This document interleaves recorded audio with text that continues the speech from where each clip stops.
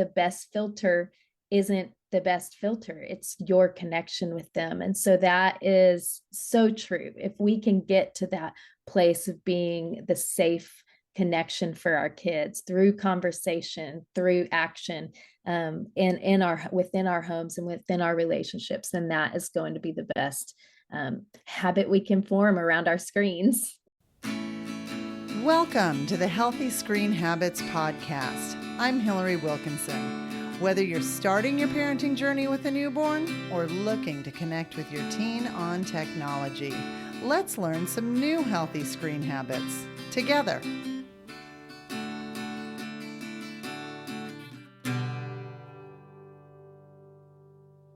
As half the husband-wife super duo who founded the organization Talk More, Tech Less, my guest today trains school districts and communities on how to #tech responsibly through in-person and online courses. She and her husband recognize they are walking this road of digital wellness and parenting alongside all parents and kids together living in this digital world. And they're approaching this issue with grace is their goal. And I think approaching anything with grace is a worthy goal, one which I continue to bang my head and stub my toes on. So I may have contacted her for, my own purposes. I'm very interested in learning your approach, and I'm thrilled to welcome Dawn Wible. Thank you so much for having me today, Hillary. I'm glad that you're here and beyond. Great. Okay, so Dawn, no surprise, as a podcast host, I love talking. And the most, the most often used comment on, I would say, all my childhood report cards were, Hillary needs to talk less and focus on her work. So when I heard of your organization and the first two words in the name are actually talk more, I was like, I'm in. Who are these people? Where have you been all my life?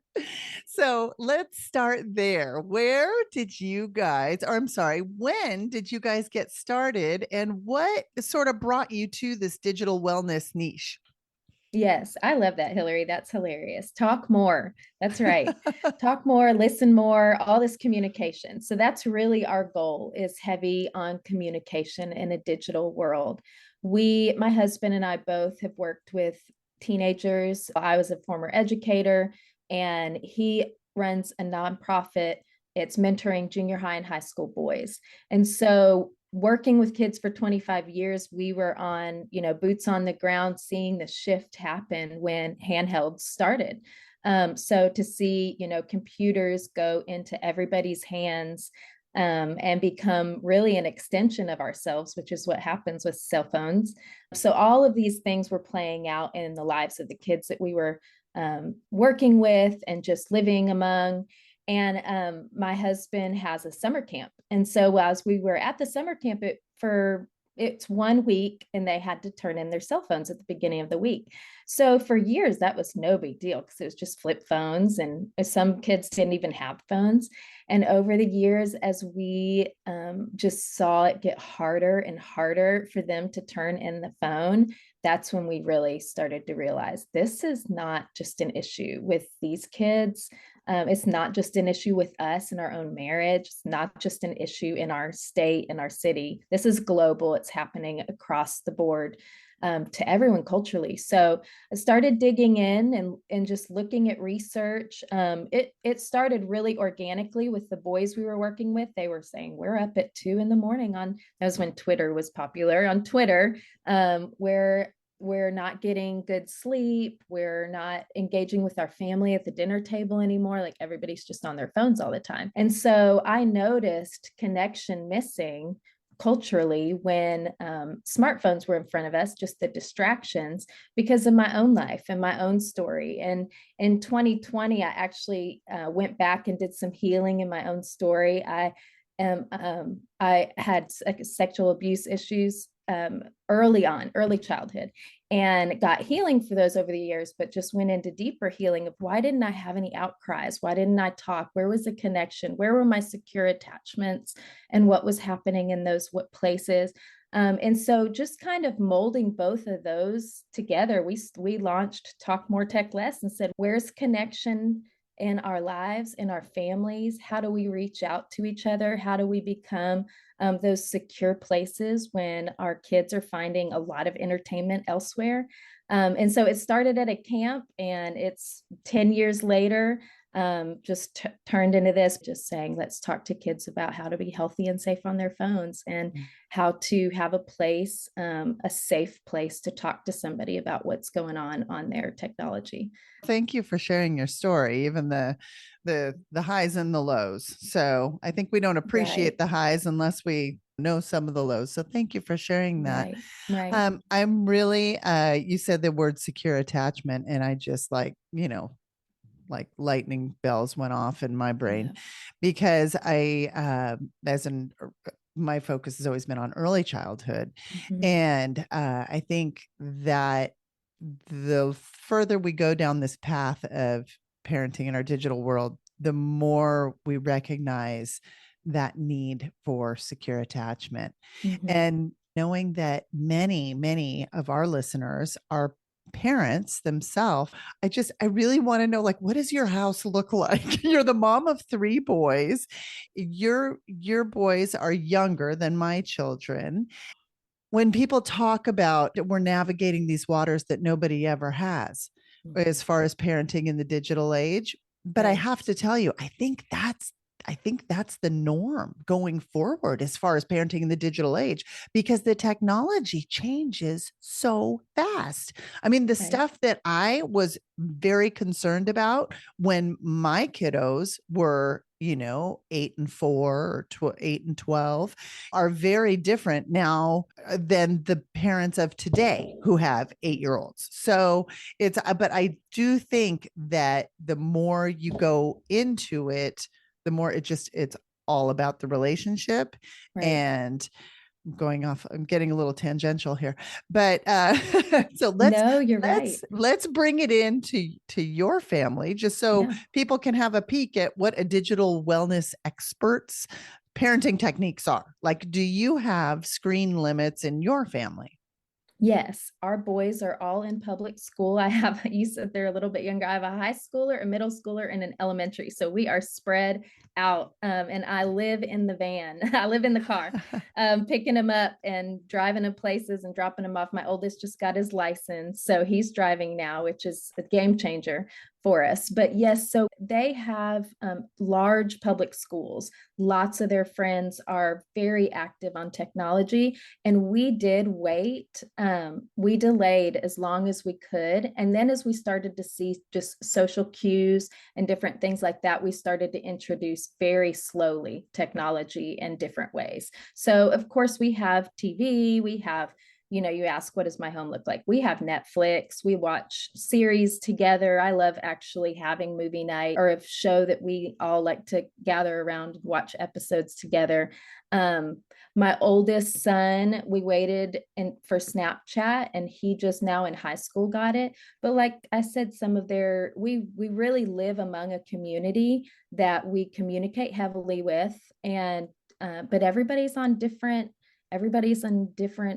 levels, different worlds, and you just have to work out what your family needs and really be specific and strategic per kid too. So my youngest, he doesn't have access to a phone. He has hand-me-down phones that have some games on them. There's some YouTube um, influencers that his brother might watch, Dude Perfect or something like that, that he might participate in. But as they got older, we just delayed as long as we could. And as they got older, and it was just what their friends are socially doing, and we keep a good eye on them and keep a good eye on their phones, and allow them to be a part of the digital world in that way. So they are definitely, there is technology in our house. Some people say, well, it sounds like no tech, but it's tech less. It's not no tech, it's Right. not getting the technology out of your house. There's a lot of conversations around what our technology looks like in my home. So you mentioned, like, you have a very strong community where you live, and I just remember when my son in particular was younger, we I had very strong feelings, and again, this is my family's value. I have very strong feelings against first person shooter games. How do you negotiate that when, like, what, like, play dates? I mean, I know your guys are older. Some of the ones are older, so you can't. I mean, they're no longer called play dates. They're more Yes, yes, hangouts. yes. But when they do go They hang do out not or like the have name play date. exactly, when they do go hang out at other friends' houses, like, do you uh, do you talk to the other parents? Do you, like, I'm So just for wondering, like, what sure, does this look like for you? I think that as they're younger, in the elementary, even junior high ages, there's a lot of communication and conversations with other families and with other parents about what your kid's allowed to do. And like you said, every family is completely on different pages about it. Some are fine with it. But I just say all the time, normalize talking about it often with your kids, because they're going to be in situations where you have normalized and talked about these things long enough, whether it's first person shooting games or if it's pornography, some of the stuff that they're getting exposed to, whether it's sexting, different things like that. You have normalized in an age appropriate way talking to them about those things, where you're empowering them enough by the time they're in high school to be making those decisions, because eventually they're going to be in college Sure. and they're going to be making these decisions. I've had a lot of conversations with parents that have said, my kid will never have, this app or that app, or never play this or never do that. And I always say, every kid is going to have, some kids are going to be drawn to some things, some kids are going to be drawn to others. In my own home, our three boys are very different and they're drawn to very different. My middle doesn't care a thing about social media. He'll get people's phone numbers and text them, but his older brother was like, nobody texts mom, everybody's doing DMs and Snapchats. And I know this because I know the research, and I know um, kids modes of communication. And so every one of our kids is going to be different and drawn to different things, and in those areas is where we let that conversation be led. So having heavy conversations around what your family values are, and what you say, we say no to this. If you're 21 and you decide that this is something you want to do, of course you can. But in our house, this is our family value, and we're saying no to this. So when you go into someone else's house and they're exposing you to this, you know what to say yes to and what to say no to as they're older. But Mm. like I said, when they're younger, there's heavy communication between the parents for sure. And then you're empowering them as they get older to be the ones to have those conversations of standing up.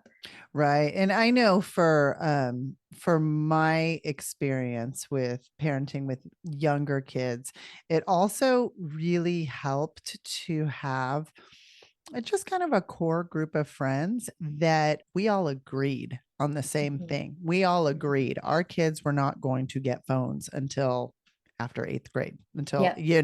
I mean, Yeah. and so we kind of, it gave you kind of a leg to stand on as a mom, Mm-hmm. where so when your child is doing the everyone's got whatever, that conversation never even enters, because Right. they know that, that, oh no, so and so doesn't have a phone and so doesn't have a phone. Right. And it and also it helps them kind of, the boys that we had stated that with have kind of this very tight bond that I'm sure evolved around much complaining about their mothers, but Yes.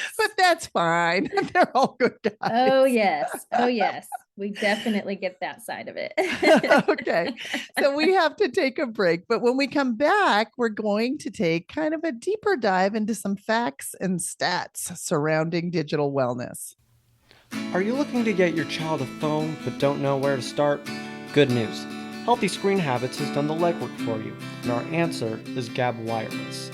Gab Wireless created the phone that parents have all been asking for. It can text but doesn't receive or send pictures. It looks like a smartphone with a touchscreen, has talk, text, calculator, calendar, FM radio, and alarm functions, but no internet. Setup is super easy. Plug it in and start charging. Activation is free, shipping is free, and the best news is that Gabbed wireless phones start at under $100.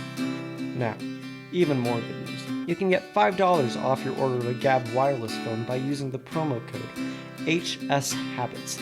That's HS Habits, like healthy screen habits, but short.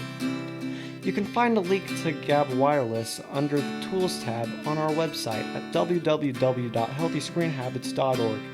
Press and hold the tab menu and look under Products We Endorse in the drop-down menu.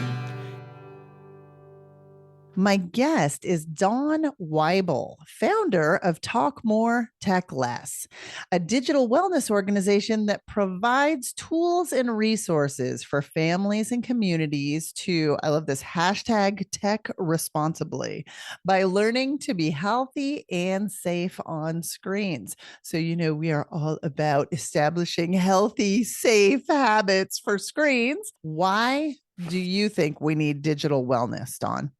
Yeah, so really seeing in 2017, the studies that came out about the rise of anxiety and depression being in sync with the rise of social media and smartphones, that really brought to the public on the forefront of what we were already seeing in the online safety world, in training students in schools and seeing it in our own families, in our own friend groups.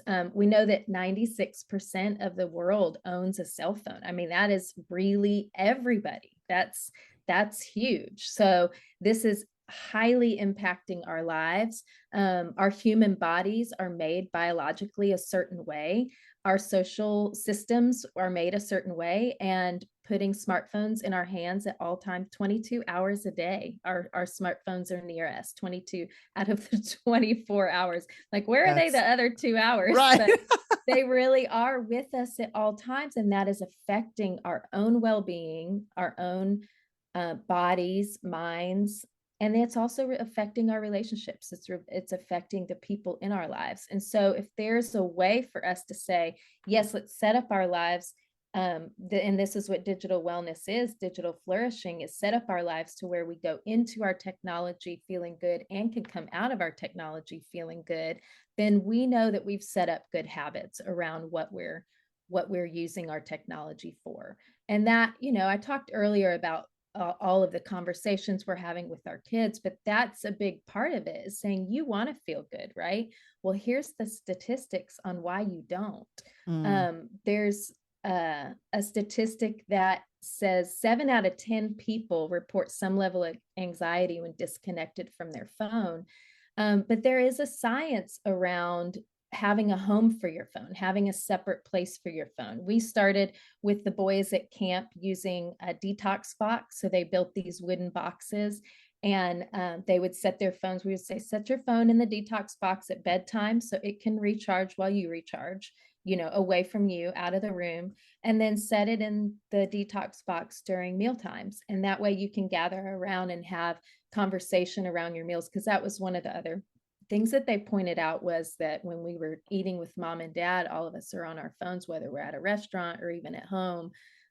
We're not having those conversations. And 15 minutes a day of connection actually statistically lowers the chances of cyberbullying in a kid's life. So that's amazing. huge. It's so little too. Minutes. That's 15 a bowl of cereal minutes, before right? school. Yeah. So just asking the good questions and connecting. Maybe it's, when you pick up them from school and you're sitting in the car, asking just good messages, just good questions, and having those talking points allows them to open up, and it can lower, because that's what kids are doing. They're hiding. 90% of kids do not report any type of cyberbullying. They hide it, No. And so being able to have those moments where they can have an outcry, they can say something's going on. She sent me this text. It was really mean. It made me feel like this. That's going to break that cycle. So Right. So I agree with you completely. One thing that I do, my daughter is on the cusp of getting her driver's license, but we still have that built-in car time. And one thing I do is I keep the radio off because Yeah. I find when the radio is off, the conversation comes, you know? Mm-hmm. So Mm-hmm. not all the time. I mean, it's, Yeah. I'm not a black and white person. It's not all the Yes. time, but anyways. Yeah. Okay. That's a good one. I So, like that. and so we met attending the Fair Play Screen Time Action Network conference this past fall. Yeah. And the coordinators of the conference did this very cool thing at the end of the day. They pooled all of the information that came out of the breakout sessions and group discussions and comments during speaker presentations and delivered kind of a synopsis of the biggest challenges people are facing with technology today. And it was very interesting to note that although we had small group discussions on a variety of topics during the day, from early childhood to mental health to school messaging to, just a variety of topics, overwhelmingly, the common thread that came together was challenges surrounding deteriorating relational health and communication. And I feel like Mm-hmm. that's what you and I keep circling back to with, like, Yep. whether it's the secure attachment with the youngers, whether it's the needing just 15 minutes of connection a day, Mm-hmm. whatever. But I know one of the things that I was very impressed with when I first met Dawn was you are able to rattle off like these numbers and statistics. And I'm just wondering if you can, these are kind of sad numbers, but I was wondering if you could share some of those surrounding the relational health part. Yeah. Yeah. So early on, they started noticing a trend on social media within marriages, divorces happening, and 30% of U.S. divorces are a direct result of social media. Some studies are up to 50% are due to Facebook, and so that's just one huge one when we're talking about divorce, and there's all kinds of things that play into these numbers. Oh, of I don't want course, to of at course. all minimize the mental health or the relational issues, because there's always so many different things that play into those, but some of these are peer-reviewed statistics. And so 50% of adults report using phones while out to eat. I mean, you can tell when you're at a restaurant, right? Mm-hmm. You're looking around, and I saw one recently. It was just heartbreaking. It looked like a dad and a son out to eat next to us. And I mean, didn't say a single word to each other. Both of them just sitting there eating, scrolling on their phone. It was a long meal. And every once in a while, the son would look up at the dad, and the dad was just scrolling, and they'd look back down and go back to it. And so honestly, it's putting these things right in front of our faces that are entertaining, that are taking our attention away. When we stand in lines at, amusement parks or Grocery anywhere, stores. grocery stores, there's not social interaction happening between. So having that just socially, handicap us as a culture is really what's happening. So being able to put them away, to make eye contact when you're with someone, to look up, these are some of the skills and the habits that we talk to students about. I have two kids come up during some of my trainings, and I'll just use them as an example. And I'll have one of them holding a phone, and then the other one is standing there, and I'll say, okay, I want you to tell your friend that your dog died last night. And then the other kid is holding the phone, and I tell them, don't look up, don't look up, just stare at your phone and say, oh yeah, okay, answer them. So I just have them kind of play this out in front of the rest of the students, and they're always excited to do it. You get a group of kids, and they're like wanting to volunteer for this role here that we're doing.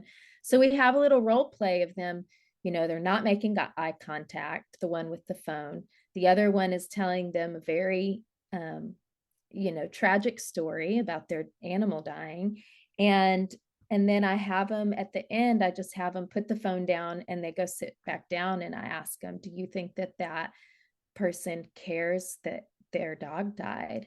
And all the kids are like, no, they didn't care. So it's just a picture of empathy right in front of them for them to recognize and to say, when somebody's showing you a video or saying, hey, watch this, that's fine to have your phone out and interacting.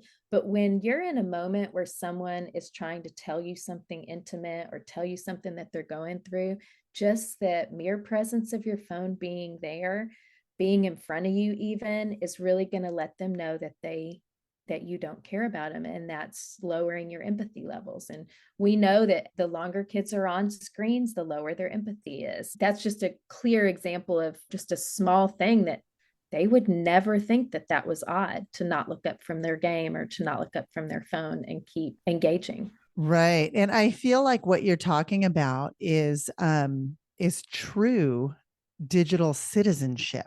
I feel, Richard Is. Culata spoke on a previous episode about how digital citizenship in schools often kind of gets pigeonholed into, choosing safe passwords, don't show your location, it's more digital safety.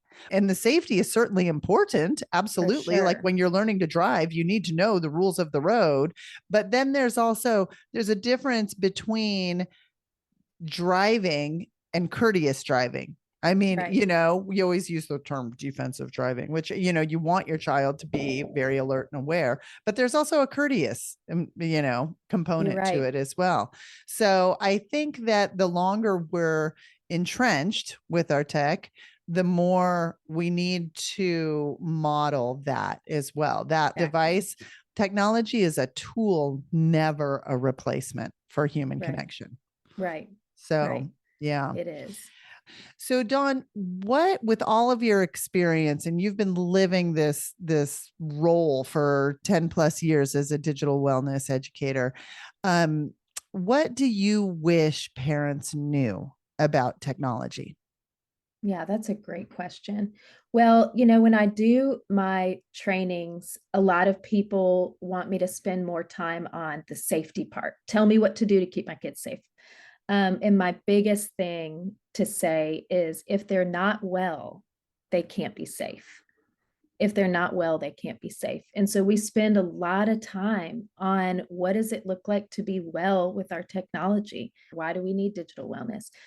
These habits, these things, let's plug it in outside of the bedroom at night. Let's spend this much time on it. Let's follow accounts that make you feel good versus accounts that bring you down. And so really being well on our technology is a big piece of it. We ask a lot of kids when we're asking for digital citizenship. We're asking them to, be safe on their phones. We're asking them all these things. And this is why we're involved in Screen Time Action Network, so that we can help out in some of the building and the legislation and the things that go into how this is not built for our wellness. It's not built for our well-being as humans. And so if we can teach young kids how to, and we can teach families how to use this well, then that's going to impact their safety. That's going to impact their lives. I wish that parents knew more about that. Okay. We have to take a short break, but when we come back, I will ask Dawn Wible for her healthy screen habit. Did you know anyone in a U.S. state, territory, or tribe who needs suicide or mental health related crisis support, or who has a loved one in crisis, can connect with a trained counselor by calling or texting 988.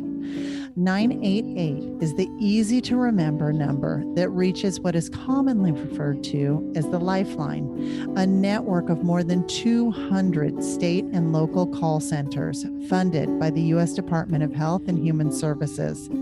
Formerly known as the National Suicide Prevention Lifeline, the full name has changed to the 988 Suicide and Crisis Lifeline.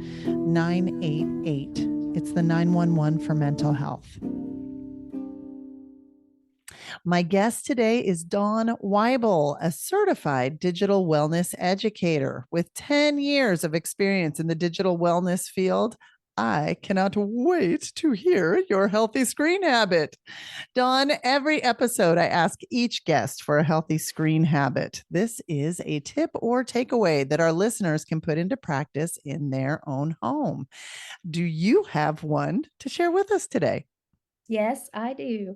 I have 3 boys who are not big talkers. When I have girls in the house, they talk up a storm. I have some great friends with daughters, and but my boys just they don't talk as much. And so my tip is to have good questions ready, to have good talking points. We're talk more, tech less. Talking more is the key to connection. And we were talking earlier about a lot of parents want to say, what can make my kids safe? Tell me how to keep my kids safe on my phone. And you said, Hillary, on the break, the best filter isn't the best filter. It's your connection with them. And so that is so true. If we can get to that place of being the safe connection for our kids through conversation, through action, within our homes and within our relationships, then that is going to be the best habit we can form around our screens, in my opinion. Me too. Okay.